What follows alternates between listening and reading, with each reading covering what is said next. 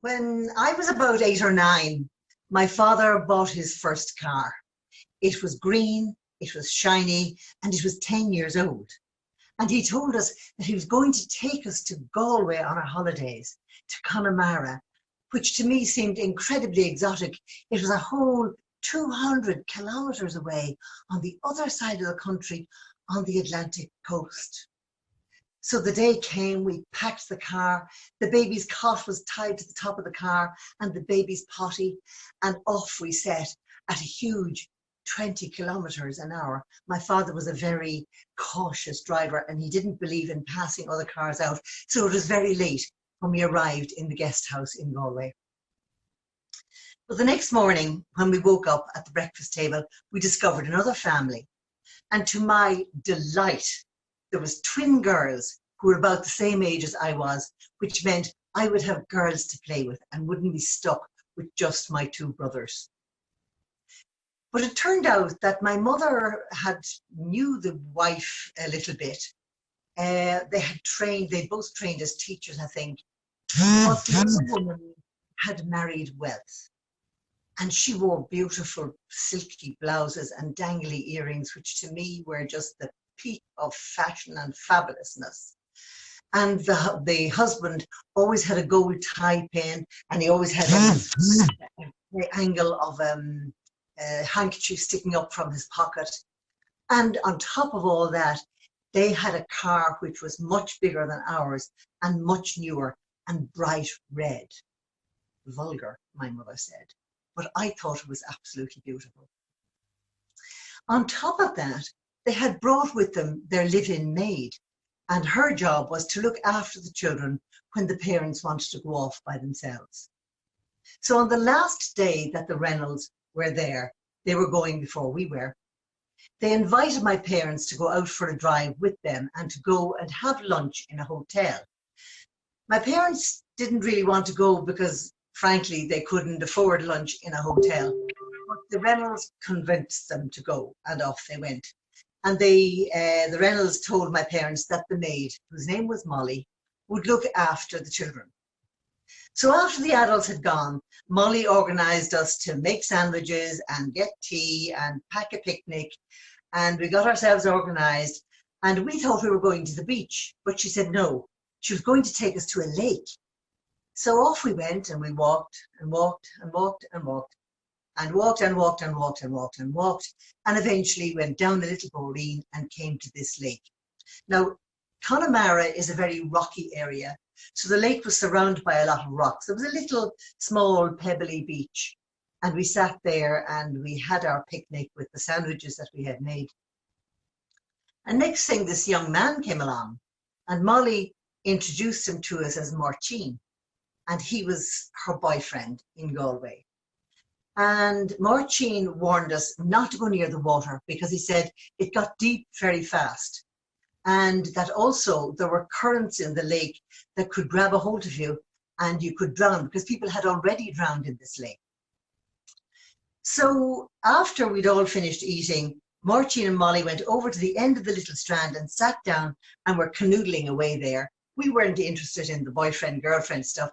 We went off to play hide and seek and run around the rocks and generally have a good time. But there was one rock which was quite big, and it sloped very sharply down into the lake. And my brother John, who was adventurous, said he betted that he could run across this rock without falling into the lake. And we were going, oh no, don't do that, oh don't do that. But he ran across successfully. And then he turned to us and he said, I dare you to run across. Well, we all know if somebody gives you a dare, you have to do it. So we all, each of us, ran across this rock successfully. So for the next half an hour or so, we ran forth and back across this sloping rock, and then the inevitable happened. I slipped and fell in and went right totally under the water and came back up again, absolutely terrified because I couldn't swim, and also because I knew there were currents. I wasn't entirely sure what a current might be, but I knew it was going to try and grab me and pull me under and drown me.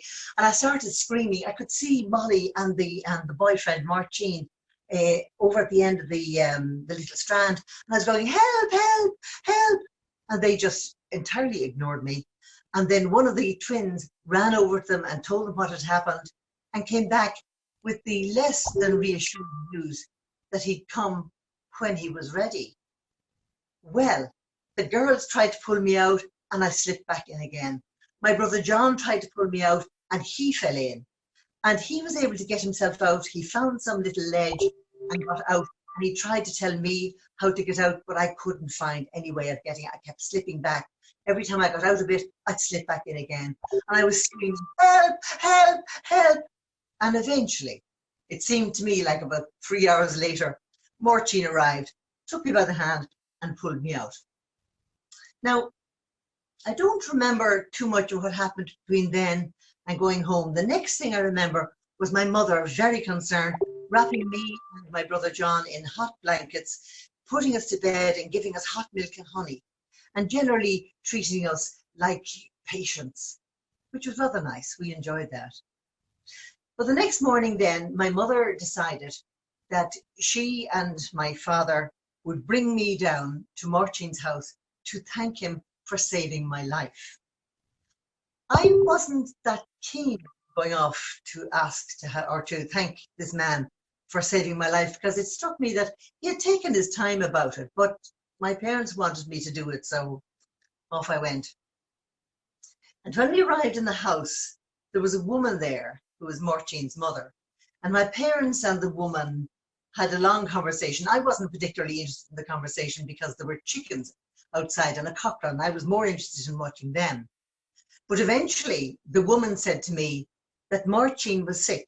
He had got the flu, and she didn't know if he would want to see me, but she would make him a cup of tea and ask. So she poured a cup of tea into a china cup and brought it into another room. And several minutes later, she came back and said, yes, Martin would see me now. So myself, my parents, and the mother all went into the room. And it was one of those big old-fashioned beds with bars. And I remember looking through the bars at this man who was sitting up in the bed with the china cup of tea, grinning away. And I just thought there was something wasn't quite right. And I felt really resentful. I resented the fact that he was smiling. I resented the fact that he was in bed. I resented the tea and I resented the china. And my mother kept saying, thank Martin for saving your life. You're to thank Martin for saving your life.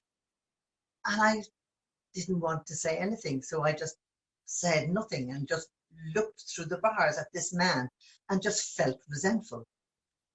And after urging me several times to thank Martin, my mother decided there was no point, and we left. I was marched out of the house in silence. I was marched down and into the car in silence. My father started the car and we drove off in silence. And eventually my father just pulled the car in, and both my parents turned to me, and I'm thinking, oh, I'm in serious trouble now, because I didn't do the polite thing and thank the man for saving me. But to my surprise, my mother said, we want to apologize. We told you a lie and we should never have done that. We are so sorry. That wasn't Martin. That was his twin brother. So I learned two things from that. One, that parents can lie. I had never known that before. And two, that strange feeling that I had inside that something wasn't quite right was telling me the truth. Now I know it's called gut feeling, and it's something I give a lot of attention to.